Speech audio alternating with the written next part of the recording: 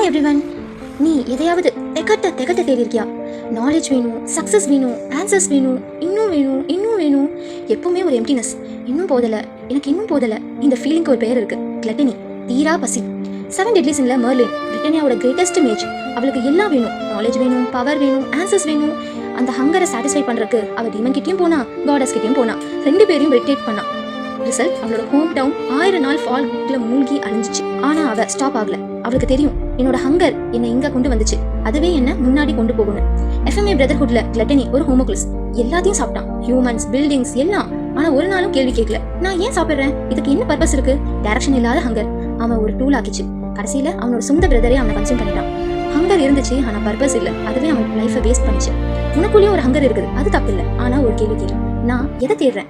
Merlin ஹங்கருக்கு ஒரு direction கொடுத்தா, பிரிட்டானியாவோட greatest மேஜ் ஆனா. கிளட்டனி டைரக்ஷன் இல்லாம சாப்பிட்டான், யாரோட டூலாவும் வாழ்ந்தான். உன்னுடைய ஹங்கர் உன்னை டிஸ்ட்ராய் பண்ணுதா இல்ல உன்னை டிஃபைன் பண்ணுதா? அது உன் கையில தான் இருக்கு. ஸோ நெக்ஸ்ட் லஸ்ட், அது நினைச்சதை விட டோட்டலா டிஃப்ரெண்டா இருக்கு. ஸோ நெக்ஸ்ட் சாப்டர்ல பார்க்கலாம். பை.